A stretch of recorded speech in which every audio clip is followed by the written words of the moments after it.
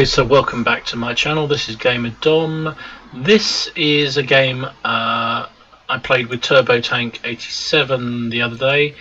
We were both platooned in IS3s, which is the Soviet Tier 8 heavy tank.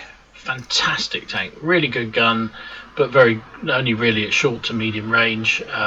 Pretty good armour, and we were top tier. We're on mines. We both decide to go for the hill, and Turbo's leading the way here. He's heading towards the pocket, which is just down here on the edge here. He's been spotted already, as you kind of expect, and that's a really nice snapshot there. Really good snapshot. Very, very fine play.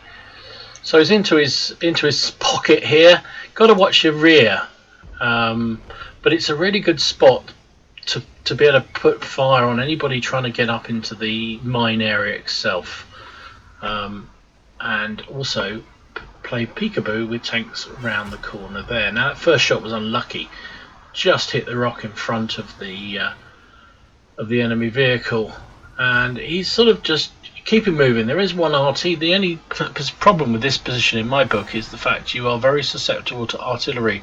If they're down towards the building behind the base, then you can, another miss, you can get splatted in this location because there's very little cover. So he's doing the right thing. Keep moving, keep moving, keep moving. And the pair of us are just trying to keep the enemy busy at this point, find out what we were up against, how good they are, try and get some shots.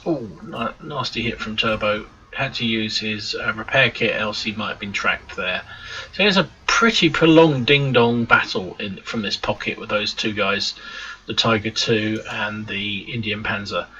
Meanwhile, let's have a look at my perspective on this battle. So we started pretty much side by side. You can see I'm also in my IS3.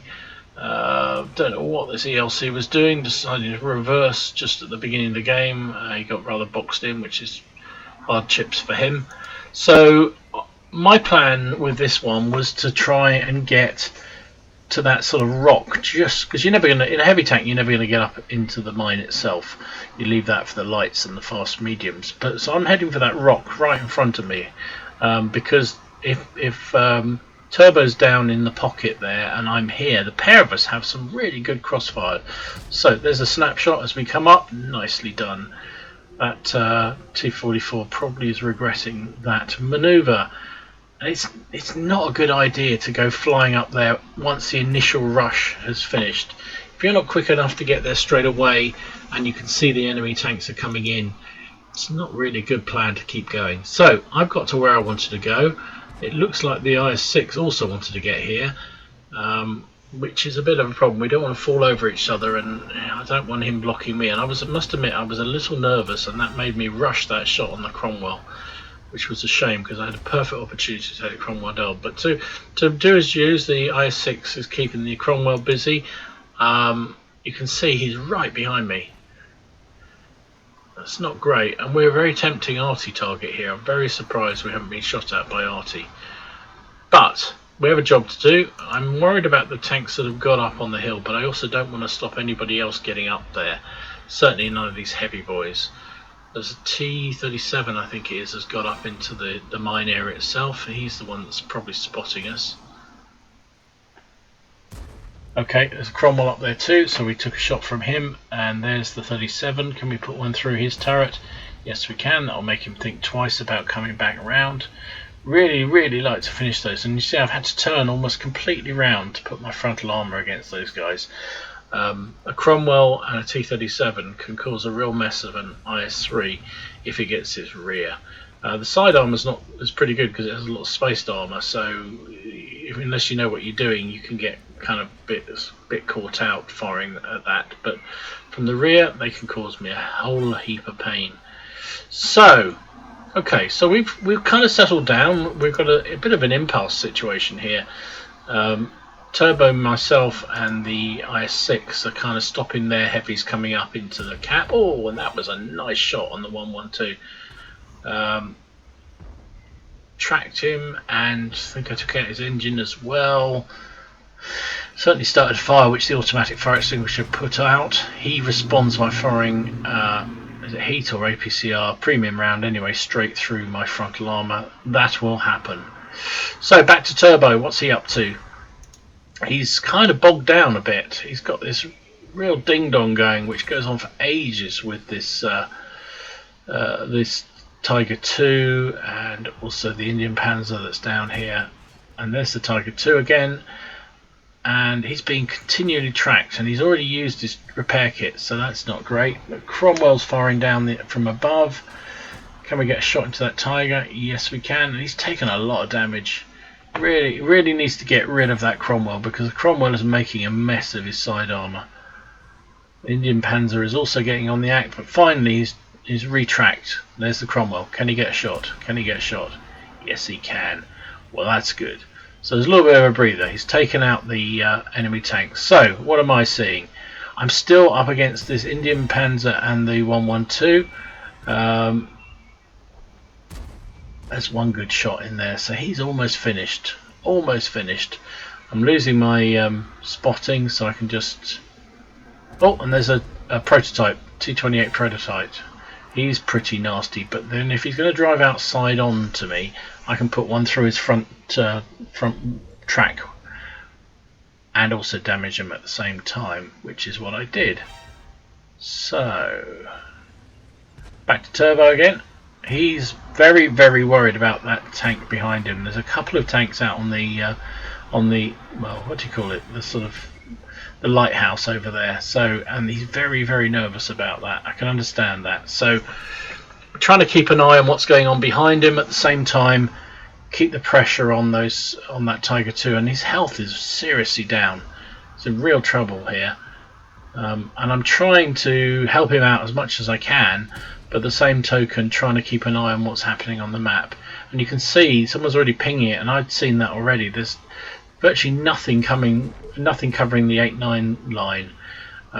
So I've got half a mind on that. I'm thinking, well, Turbo's got the IS3 and the Super Pershing to help out. Oh, and there comes the ELC, takes a snapshot and tracks him rather than kills him, which is great because that allows me to go boom, thank you very much. So Turbo gets the assistance, I get the kill. Turbo bounced a shot from the Indian Panzer, which is great. Like him, I'm very nervous about that rear area over on the lighthouse, so keeping an eye on what's going there, and also worried about what's coming down the 8-9 line. So, but we could do with clearing some of these guys, but they're pretty well entrenched. Oh, there goes one. Right, so I think that gives me the opportunity to go down here and cover the attack coming around the base of the hill. So I'm rushing down here as quickly as I can. The IS3's got some great mobility, so come whizzing down. There's an IS and a Tiger 2 down here, neither of which should be a problem. I'm side scraping, which was probably not the best thing to do. Put a shot into the IS, he responds with premium round, and the Tiger 2 also plonks one through me. And I think in hindsight, I came around the corner. You can see they probably got a very easy shot on my lower plate. The IS3 and the Indian Panzer turn round, the Super Pershing turn round, and I'm thinking, oh Christ, Turbo's on his own up here on the hill, and he's on a slither of health. You can see I'm trying to see where I got hit. I think it was under the lower plate, and that's the weak spot on the IS3. So I get back to the hill just in time to help Turbo out. He's doing okay. He's having a real ding dong with that Tiger 2 down on that hill, and Tiger 2 keeps tracking him. Can't pen him, and actually the Tiger resorts to HE to try and do something to Turbo, because Turbo's armour is well angled there, and there's no way that you can see the lower plate to put a shell in there. But that does mean he's also become susceptible to artillery, and you can see a big ass shell landed very close. He was very lucky, Turbo, just got a bit of splash damage. But he's losing his track time and time again. Well, that time he managed to the hit only bounced off his side, so he didn't track him, so he was able to pull back a little bit further into safety. But you can see he's a one-shot kill pretty much to everything that's left in the map, so not great situation. But he's still trying to put some fire down on that Tiger. Oh, the Tiger If that had been an AP round rather than an HE round, Turbo would have been history. No doubt about it. That round took him down to, you know, basically he rubs against somebody, he's dead. But probably go with a smile on his face, so knowing Turbo.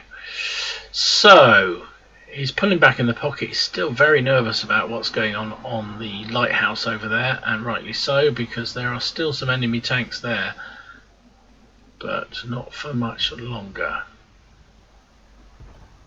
Yeah, there we go. So he's down.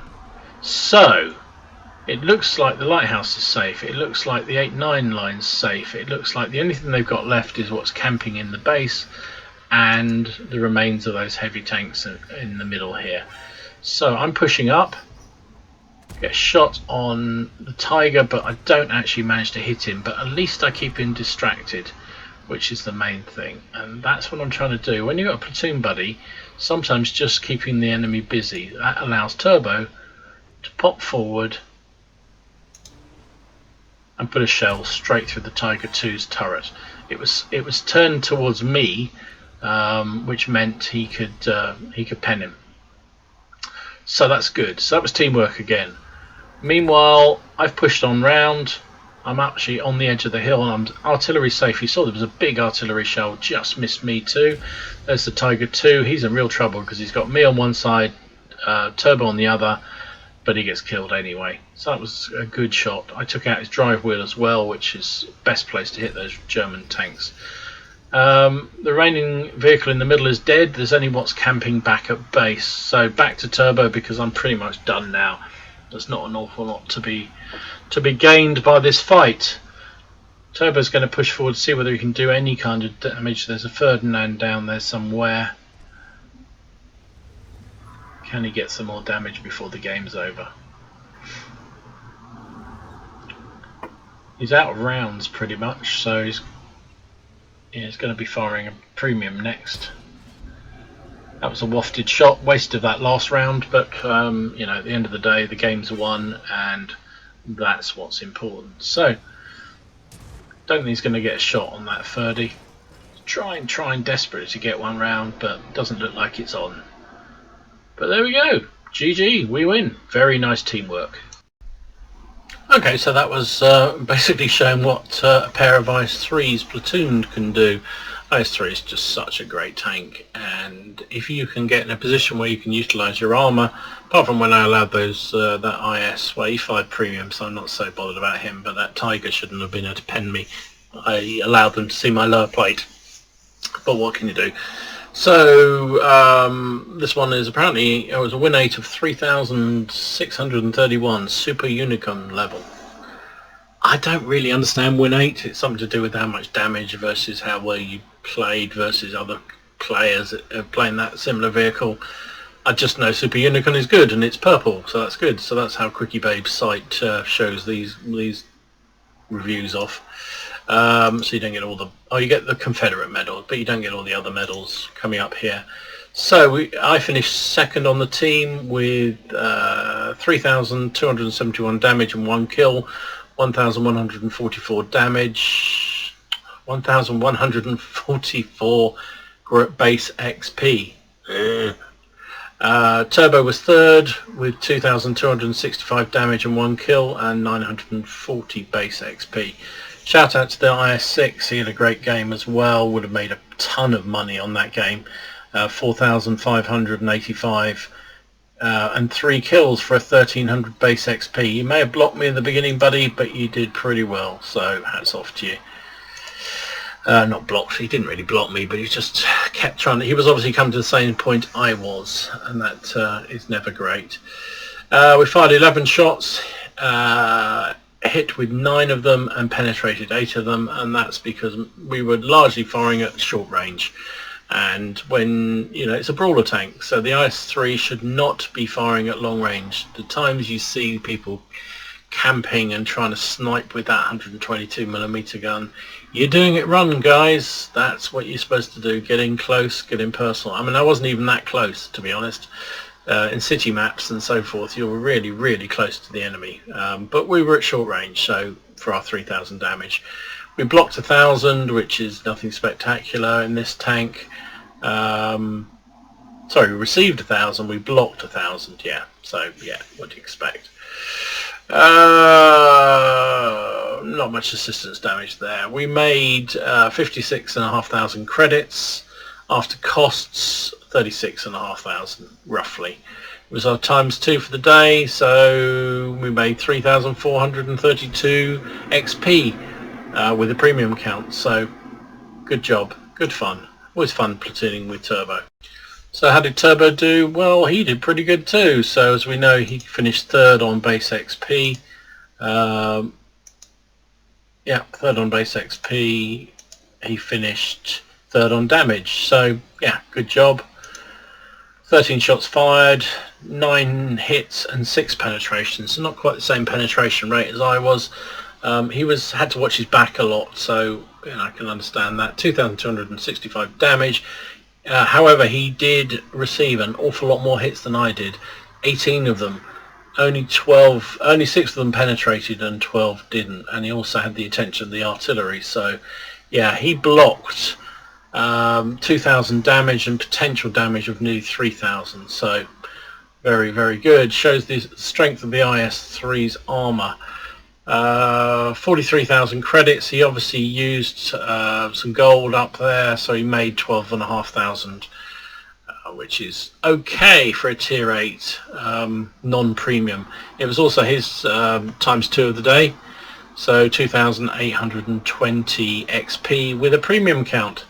So there you go, great teamwork. We had fun that evening. We had some really, really good games. Didn't play many because it was quite late at night, but you know, I think if you can coordinate your actions with a teammate, I've said it before in videos, but you know, if you've got similar matching vehicles, and it's funny how many times you go in a platoon with people and one's got a light tank and the other's got a heavy tank. You know, it's, well, light's a bit of a special case, but you know, if you're going to go for tanks, try and get something that's roughly compatible, and then you can actually work together. There's no point platooning if you're on one side of the battlefield and they're on the other, unless you're in artillery or something and they're spotting for you.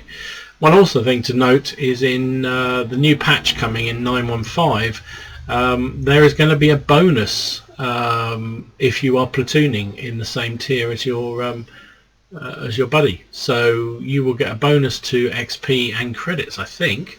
If somebody correct me if I'm wrong, but you get a bonus certainly if you are in a correct platoon, and you will get a negative if you're in what's known as a failed platoon. So you join in a lower tier vehicle with somebody who's in an upper tier vehicle. So that's interesting. Wargaming trying to encourage more platooning, which I think is good. It adds a whole new dimension. I've met loads of people through this game just from platooning. You know, it doesn't mean you're going to go off and be bosom buddies with people for the rest of your days, but you know, you can, if you have a good game with them, you build up a good rapport with them, you know how they play. It adds a whole different dimension to the game. So get out, get platooning. This has been GamerDom. Thanks for watching. Hope you enjoyed this video.